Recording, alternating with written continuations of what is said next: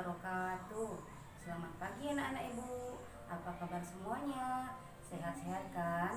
Semoga kita selalu diberi kesehatan oleh Allah Subhanahu wa taala dan selalu dilindungi terhadap wabah yang sedang melanda saat ini. Nah, sebelum kita mulai pelajaran, kita membaca basmalah dulu ya, Nak. Bismillahirrahmanirrahim. Nah, kali ini pelajaran kita apa, Nak? Pelajaran kita yaitu temanya adalah keteladanan Nabi Ibrahim alaihissalam. Anak-anak ibu tahu kan Nabi Ibrahim alaihissalam? Nah, anak-anak ibu masih ingat nggak dengan lagu nama-nama Nabi? Kira-kira Nabi Ibrahim alaihissalam itu urutan keberapa dalam 25 Nabi dan Rasul itu, Nak? Coba nanti di rumah kamu nyanyikan dan kamu lihat Nabi Ibrahim itu urutan keberapa.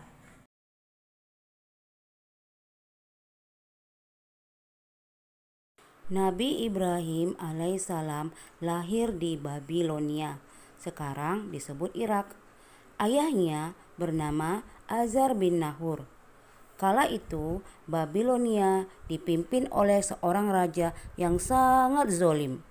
Namanya Namrud bin Kan'an bin Kus. Babilonia adalah negara yang sangat kaya. Rakyatnya hidup makmur. Tetapi sayangnya mereka tidak mengenal Allah Subhanahu wa taala. Penduduk Babilonia justru menyembah patung. Lucunya, patung-patung itu dibuat sendiri oleh mereka. Nabi Ibrahim alaihissalam memiliki anak yang bernama Ismail dan Ishak. Antara Ismail dan Ishak berbeda ibu, tetapi ayahnya tetap Ibrahim. Ibunda Ismail bernama Hajar dan ibunda Ishak bernama Sarah.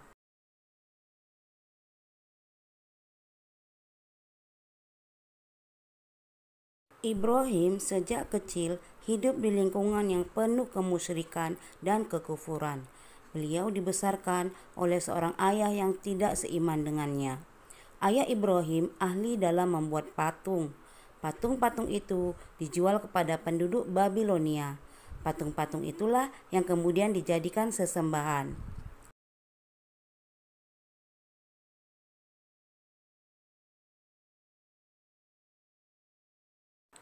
Masyarakat Babilonia sudah lama sebagai penyembah bintang-bintang dan patung-patung. Ibrahim terus mencari kebenaran agama yang dianut oleh keluarganya. Ketika malam telah gelap, Ibrahim menyaksikan sebuah bintang.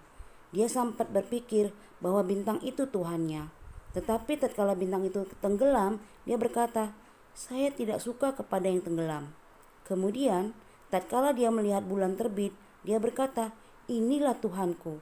Setelah bulan itu terbenam, dia berkata, "Sesungguhnya jika Tuhanku tidak memberi petunjuk kepadaku, pastilah aku orang yang sesat." Kemudian, tatkala ia melihat matahari terbit, dia berkata, "Inilah Tuhanku, ini yang lebih besar." Tatkala matahari itu terbenam, dia berkata, "Hai kaumku, sesungguhnya aku berlepas diri dari apa yang kamu persekutukan. Sesungguhnya aku menghadapkan diriku kepada Rob yang menciptakan langit dan bumi dengan cenderung kepada agama yang benar, dan aku bukanlah termasuk orang-orang yang mempersekutukan Tuhan."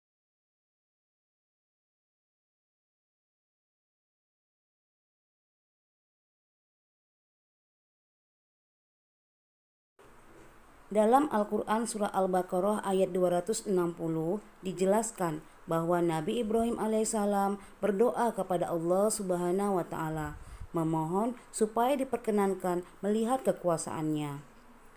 "Ya Allah, perlihatkanlah kepadaku bagaimana Engkau menghidupkan makhluk yang sudah mati." Demikian suatu hari Nabi Ibrahim alaihissalam berdoa. Keinginan itu dikabulkan.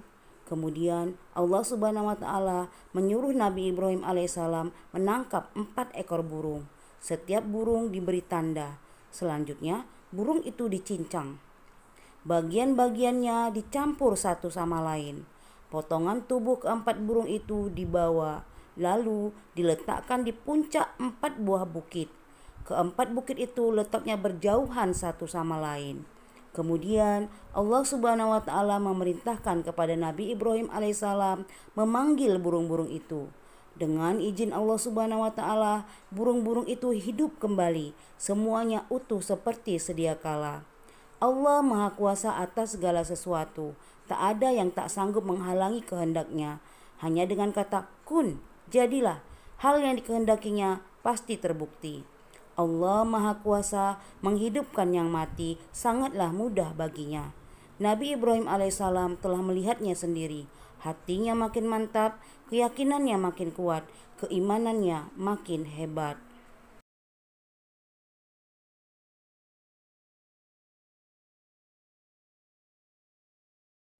Azar tidak hanya membuat patung, tetapi ia juga menyembah patung. Sebelum berdakwah kepada penduduk Babilonia, Nabi Ibrahim alaihissalam harus menyadarkan dulu ayahnya. Berdakwah kepada ayahnya tidaklah mudah karena ayahnya tetap bersikukuh dengan keyakinannya. Usaha Nabi Ibrahim alaihissalam sudah maksimal. Allah Subhanahu wa taala yang menentukan. Sebagai anak, Nabi Ibrahim alaihissalam sangat ingin menyelamatkan ayahnya. Sikap ayahnya yang menolak ajaran Allah Subhanahu wa taala tidak membuat Nabi Ibrahim alaihissalam larut dalam kesedihan. Sikapnya tetap teguh untuk menyebarkan pesan-pesan Allah Subhanahu wa taala.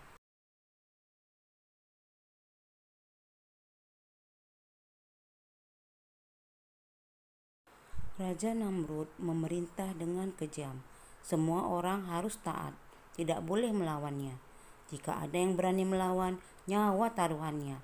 Rakyat hidup bagaikan budak. Keadaan itu tidak membuat Namrud puas. Ia merasa dirinya layak disembah. Ia ingin dipertuhankan.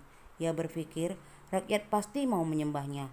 Patung-patung yang tak bernyawa saja disembah, apalagi raja yang sangat berkuasa.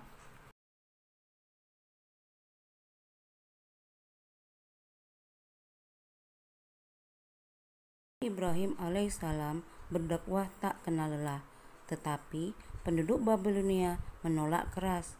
Mereka tetap pada keyakinannya menyembah patung-patung yang mereka buat sendiri. Namun, Nabi Ibrahim alaihissalam tidak kehilangan akal. Ada rencana lain. Barangkali penduduk Babilonia memerlukan bukti. Orang-orang Babilonia mempunyai suatu tradisi, yaitu setiap tahun mereka pergi meninggalkan negerinya. Sewaktu Raja Namrud dan kaumnya meninggalkan negeri, kampung mereka ditinggalkan kosong.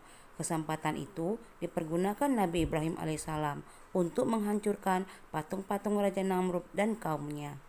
Dengan kapak yang telah dipersiapkan, mulailah Nabi Ibrahim alaihissalam menghancurkan patung-patung itu satu persatu. Hanya satu patung yang paling besar tidak dihancurkan. Lalu, kapak yang dipergunakan menghancurkan patung-patung itu dikalungkan di leher patung yang paling besar tadi. Ketika Raja Namrud dan kaumnya datang ke pusat pemujaan, betapa terkejutnya mereka semua karena patung-patung sembahan mereka hancur. Maka tak pelak lagi Ibrahimlah yang dituduh. Nabi Ibrahim alaihissalam akhirnya dipanggil dan diadili. Raja Namrud bertanya kepada Nabi Ibrahim alaihissalam, "Apakah kamu yang menghancurkan patung-patung sembahan kami?" "Aku pikir barangkali berhala besar itulah yang melakukannya. Bukankah kapak yang ada di lehernya yang membuktikan perbuatannya?" kata Ibrahim. "Mana mungkin berhala bisa berbuat seperti itu?" kata Namrud. "Kalau begitu, mengapa engkau sembah patung yang tak bisa berbuat apa-apa?" kata Ibrahim. Mendengar pernyataan Nabi Ibrahim alaihissalam itu, orang-orang menyaksikan banyak yang sadar. Selama ini mereka telah menyembah patung-patung yang tidak bisa berbuat apa-apa, tidak bisa melihat, tidak bisa mendengar, tidak bisa bicara. Melihat keadaan demikian, Raja Namrud makin murka.